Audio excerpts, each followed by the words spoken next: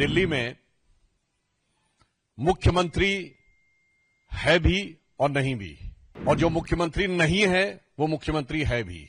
दोनों के बीच का द्वंद्व देखते हुए दिल्ली की जनता के मन में कई प्रश्न तो उठ ही रहे थे। अब संवैधानिक व्यवस्थाओं और कानूनी दृष्टि से भी प्रश्न उठने शुरू हो गए। मित्रों, आप सभी जानते हैं कि दिल्ली में मुख्यमंत्री है भी और नहीं भी, और जो मुख्यमंत्री नहीं है वो मुख्यमंत्री है भी।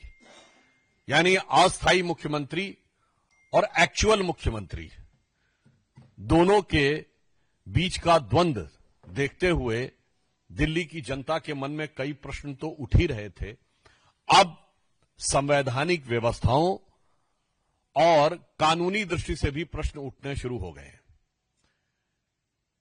दिल्ली के सो कॉल्ड एक्चुअल मुख्यमंत्री, जो वास्तविक अर्थों में फेटल मुख्यमंत्री साबित हुए हैं, जो नित्य प्रति कार्य करने की बजाय उठकर एक सवाल पूछने लगते हैं, जबकि वो भारत के इतिहास की सबसे शक्तिशाली, संख्या की दृष्टि से सबसे शक्तिशाली सरकार उनके पास है, उसके बाद भी वो सवाल पूछते हैं। मगर आज कुछ बहुत गंभीर प्रश्न इस विषय के ऊपर उठकर खड़े हुए हैं कि जो सीएजी रिपोर्ट्स थी, आपको पता है कि सरकार के आर्थिक आय व्यय का मूल्यांकन CAG, comptroller and auditor general के द्वारा किया जाता है, राज्यों में भी और केंद्र में भी। मगर यह एक बड़ी विचित्र बात है कि स्वघोषित कट्टर ईमानदार एक संवैधानिक व्यवस्था के द्वारा अपने सरकार के कार्यों की आर्थिक समीक्षा को न सिर्फ होने देते नहीं देते, नकारते हैं और सदन के पटल पर रखना नहीं चाहते हैं।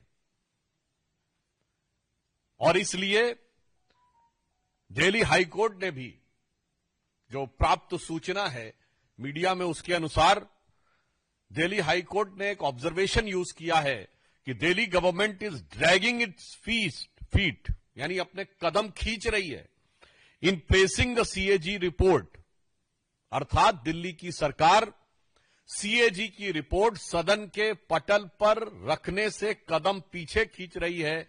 यह दुर्भाग्यपूर्ण है।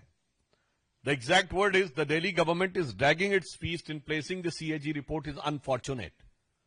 तो मुझे लगता है कि अब यह बात और भी स्पष्ट हो जाती है कि दुर्भाग्यपूर्ण स्थिति सिर्फ विकास कार्यों में नहीं दिख रही है।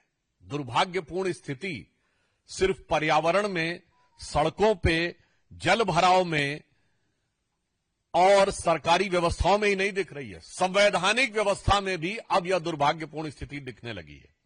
इससे पूर्व करीब अक्टूबर के महीने से लेकर आज तक तकरीबन 1 दर्जन सीएजी की रिपोर्ट्स हैं, जो आर्थिक समीक्षा की रिपोर्ट्स हैं दिल्ली सरकार की, जिसे कि दिल्ली के विधानसभा के पटल पर नहीं रखा गया है, जिसको लेकर प्रश्न पूछे गए हैं और न्यायालय के द्वारा भी यह प्रश्न उठाए गए हैं। और बहुत मजेदार बात यह है कि स्वघोषित कट्टर ईमानदार के द्वारा संचालित सरकार में दिल्ली के विधानसभा सेक्रेटेरिएट ने 11 जनवरी को, इसी 11 जनवरी 2025 को यह कहा है, there is no use of tabling the reports, यानी कोई आवश्यकता नहीं है रिपोर्ट्स को टेबल करने की। जबकि हमारे 7 विधायकों ने इस विषय को लेकर लिखित प्रतिवेदन विधानसभा अध्यक्ष को दिया कि जो जो सरकार की आर्थिक समीक्षा की रिपोर्ट्स आ रही हैं उन्हें सदन के पटल पर क्यों नहीं रखा जा रहा है।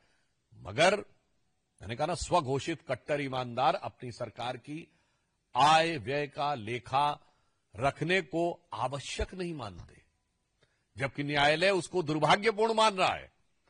इससे यह साफ हो जाता है कि ये एनार्किस्ट तो है ही, यह आपदा तो थी ही, आर्थिक आपदा भी है, राजनीतिक आपदा भी है, विकास की आपदा के साथ साथ अब आम आदमी पार्टी की सरकार में संवैधानिक आपदा भी है। Their anarchist character is now pervading in the constitutional institution and constitutional procedures which are very much required for proper functioning of a government. आप स्वयं सोचिए, यदि सरकार की आर्थिक आय व्यय की समीक्षा को सार्वजनिक ही नहीं करना चाहेगी सरकार, तो क्या यह अपने आप में एक बहुत बड़ी संवैधानिक चुनौती नहीं है? और मजे की बात यह है कि जो अपनी सीएजी रिपोर्ट सदन के पटल पे नहीं रखते, वो हर बात पे आके सवाल पूछते हैं। सरकार आपकी है, मुख्यमंत्री आपकी हैं। वैसे तो मेरे विचार से अस्थायी मुख्यमंत्री नहीं, सरकार ही अस्थायी है, जो कि अब चंद दिनों की मेहमान है। परंतु उसके बाद आप आकर सवाल नहीं पूछते, सवाल ही पूछते रहते हैं, जवाब नहीं देते। चलिए, राजनीतिक जवाब मत दीजिए, वो तो आपकी स्टाइल ऑफ फितरत समझते हैं कि आकर अनेक प्रकार के अनर्गल आरोप और आक्षेप लगाना आम आदमी पार्टी की फितरत है। परंतु मैं आपसे कहना चाहता हूं, जो आपकी संवैधानिक अपरिहार्यता है, जो आपका संवैधानिक कर्तव्य है, उसका आप जवाब देने से कब तक बचने का प्रयास करते रहेंगे, यह मैं केजरीवाल जी से पूछना चाहता हूं।